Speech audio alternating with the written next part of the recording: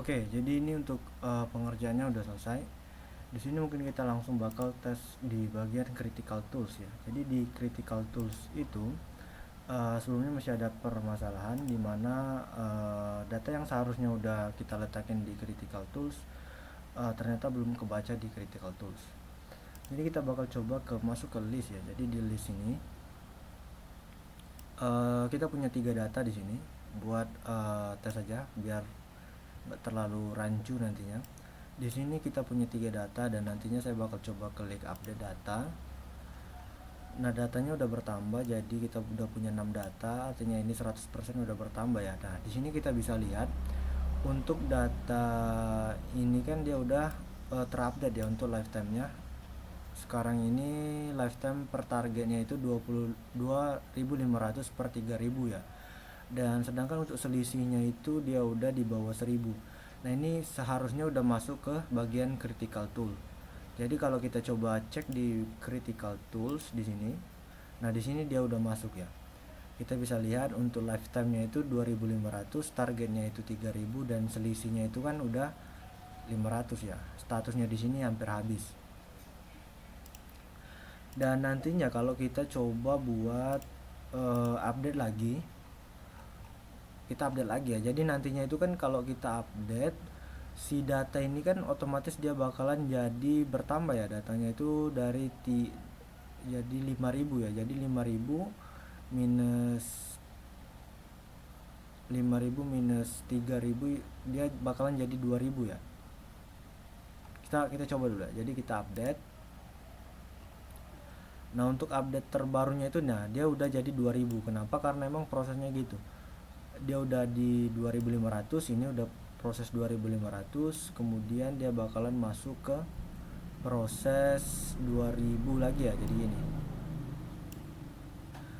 kalau kita cek di bagian critical tools, di sini belum ada data yang tampil. Kenapa? Karena emang dari critical tools itu dia mekanisme dia nge-get data terbaru ya. Jadi kan di sini kan ini kan kayak timeline ya. Jadi datanya itu kita punya 3 data unik. Aslinya itu kita punya 3 data unik.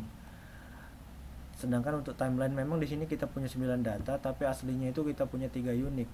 3 unik data ya. Dan di bagian critical tools itu dia itu cuma nge-get data terakhir. Dan kalau kita lihat data terakhir dari masing-masing data itu, data terakhirnya itu 2.000, 3.000 ya. Ini masih 1.000 ya. Ini artinya belum kurang dari 1.000, berarti belum masuk ke kategori udah mau habis gitu. Ini kan fitur atau mekanisme atau flow yang diminta sebelumnya itu kan memang dibikin seperti itu. Kemudian di bagian data kedua itu kan 9.000 per 900 per sorry 1.800 per 10.000. Ini kan masih jauh ya. Data bawahnya juga seperti itu. Jadi memang di sini belum ada data yang udah masuk ke kategori critical tools. Selanjutnya itu di bagian data list ya. Jadi kita juga udah bisa lihat di bagian show entry point itu kita udah letakin ke 25 ya. Jadi untuk defaultnya itu 25 ya, kita bisa atur ke 10 kalau mau. Kemudian kita juga bisa atur ke 50. Tapi untuk defaultnya itu ke 25. Jadi untuk critical tools kayaknya udah clear ya. Jadi dia udah bisa masuk tadi sebelumnya. Oke, nah nextnya itu mungkin kita lanjut aja, kita coba tes edit ya. Jadi kita tes edit di data terakhirnya itu kan gini. Di sini untuk lifetime-nya itu kan 1.800. Kita coba set ke 9.000 5.100 ya. Jadi gini. Ini seharusnya udah masuk ke kategori critical tool. Oke, kita coba set dan oke, nah kalau kita set gini otomatis nantinya bakal masuk tiga-tiganya ya ke kategori critical tools. Jadi kita coba update. Kita cek dan di sini dia udah ke-update ya. 2001 per 3000, kemudian 9200 per 10000 dan 9100 per 10000. Kita coba cek di critical tools. Nah, oke, nah di sini udah muncul ya. Dia juga udah munculin data yang selisihnya juga udah benar. Gini. Oke, jadi untuk critical tools dan beberapa partnya itu udah oke ya. Nextnya itu di bagian list. Di bagian list ini kan kita udah punya 9 data nih ya, 9 data. Nah, di sini ada apa nih? Fitur buat set value ya. Jadi kita bisa set value, semua value yang udah kita filter tentunya ke data yang kita set di sini ya. Jadi nantinya itu kita bakalan coba buat filter data dulu nih. Jadi mekanismenya ini kita filter data, kita set ke data seperti ini. Kita filter. Nah, nantinya bakal muncul data yang sesuai dengan filter data kita ya. Nah, di sini data kita ini cuma 9 ya. Tapi nanti kalau seandainya data kita udah banyak, katakanlah udah 100 ya. Sedangkan untuk entry value-nya itu kita set ke 25. Artinya nanti bakalan dapat ada 4 page ya. Kalau total data kita 100, sedangkan untuk jumlah entry kita 25, nantinya bakal di generate sama data table ini 4 page. Nah, nanti 4 page itu semua datanya itu bakalan ke impact dengan data ini. Gitu. Jadi bukan hanya data yang muncul di page ini, bukan cuma data yang muncul di halaman pertama itu yang bakalan kena impact, tapi data-data lain juga. Jadi nantinya itu filter ini digunakan lebih spesifik gitu. Oke, mungkin langsung aja ya set value. Nah, di bagian lifetime, add model, dan shift ini nantinya itu kita bisa set ini enggak strict ya. Jadi enggak perlu semua data itu kita set. Enggak semua data itu perlu kita set, tapi kita bisa set satu aja. Kita set baik itu lifetime, model, ataupun shift. Kita juga yang penting kita mesti set ya, jadi nggak boleh kita kosongin semuanya. Kalau kita kosongin semuanya, nanti bakal errornya nggak ada, tapi cuma bakalan ada ini ya, dia bakal detect ada anomali nih. Jadi dia bakalan kasih kita info form tidak boleh kosong gitu. Oke, kita coba aja, kita coba set value. Kita bakal set value lifetime ini, semua data ini nanti bakalan jadi 123. Add modelnya itu kita coba tes ke semua EC. Lalu untuk si value nya ini data dummy aja kita coba simpan, dan di sini kita bisa lihat semua datanya udah kesimpan. Nah, gimana caranya kalau kita pengen filter datanya ya? Jadi caranya itu ya kita gunain data filter. Dari data ini kita nggak bisa find yang unik ya, value unik, tapi kita bisa coba tes value unik di bagian date-nya ini. Jadi kita ke edit, lalu kita coba set beberapa data ya di sini. Ini kita set ke 7, ini juga, dan ini juga ya. Ini kita set ke 7, sisanya kita biarin. Kita lihat di sini datanya ini. Jadi kita punya data tanggal 7 ya di sini. Oke, nah kita coba tes cari data tanggal 7. Gini kita set ke 8. Oke, nah di sini udah muncul data yang tanggal 7. Nah, kita set value-nya ke data yang kita pengen ya. Jadi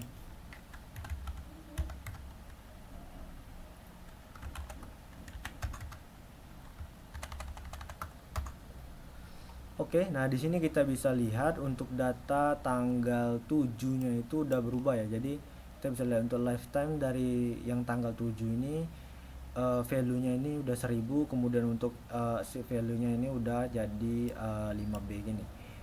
Oke, itu saya pikir udah working ya. Jadi permasalahan yang muncul sebelumnya juga udah kita fix. Jadi kan untuk kita sewaktu kita pengen filter data yang value ini nggak perlu kita input, jadi nggak berkaitan gitu. Oke ya, mungkin segitu ya. Nextnya itu di bagian transaksi VTR. Jadi kita coba masuk ke bagian stock tool ya. Jadi kita udah di stock tool, dan kita bisa lihat udah saya tambahin QR code. Jadi ini nantinya itu ada barcode, ada juga QR code. Dan untuk sistemnya ini kita gabung ya. Jadi sekarang ini scanner kita itu udah bisa ngebaca barcode juga.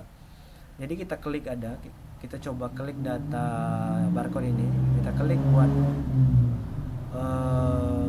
buat nge-download. Jadi kita download ya, ini untuk tool ini kan 13 stoknya, kita download, kita tunggu dan nantinya dia bakal download, kita open. Oke, saya bakal munculin dua nih. Nah, saya bakal coba buat scan ya. Jadi saya bakal masuk ke PTR tag. Oke, saya biarin dan saya bakal coba scan menggunakan scanner yang sama ya. Dan untuk metodenya sama ya. Nanti bakal butuh, kalau pengen ngetes secara lokal itu kita butuh gunain ngrok ya, seperti kemarin. Oke, nah di sini udah berhasil ke scan ya datanya itu. Oke, ini saya coba lagi gitu.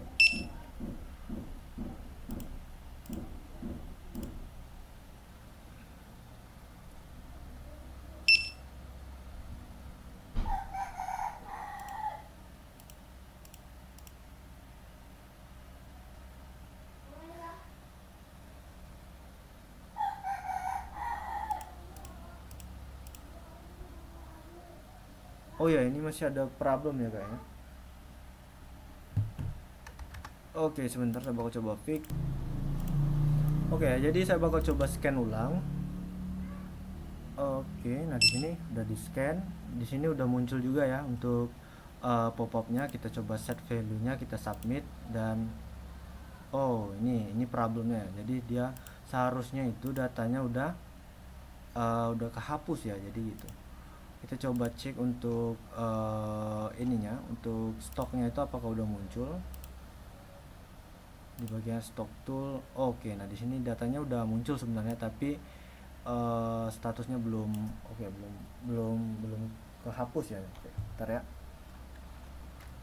Oke, jadi saya bakal coba scan ulang. Sebelumnya itu ada permasalahan. Jadi kan kita udah scan, datanya udah muncul, tapi belum kita scan lagi dan pop-upnya udah muncul lagi. Jadi ada permasalahan di sana, seperti yang kemarin itu. Nah, sekarang saya coba scan lagi.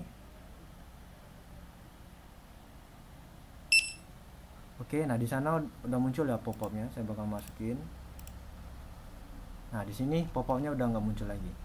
Ini kita coba cek di bagian transaksi PTR. Ini kan ada stock tool ya. Stock tool ini untuk stoknya ini dia memang udah bertambah. Sekarang ini stoknya ini bertambah 19 ya. Ini saya bakal coba ke PTR use. Ini kita bakal use datanya. Oke, datanya udah muncul di sini. Kita masukin dulu datanya. Jadi di sini kita mesti isi datanya. Tadi kan 19 ya, 19. Kita coba input value dan kita kembali ke PTR stock tool. Kita lihat value nya udah 14 dan tadi datanya pop-up nya udah nggak muncul secara otomatis ya. Jadi saya bakal coba scan lagi. Oke, nah sini udah muncul pop-up. Saya set kuantitinya ke 5 lagi, kita submit dan nah di sini udah nggak muncul lagi. Kita coba tes di bagian PTR stock tool. Kita lihat, nah untuk tadi kan 14 minus 5 jadi 9. Oke, jadi udah work ya untuk mekanisme QR code nya.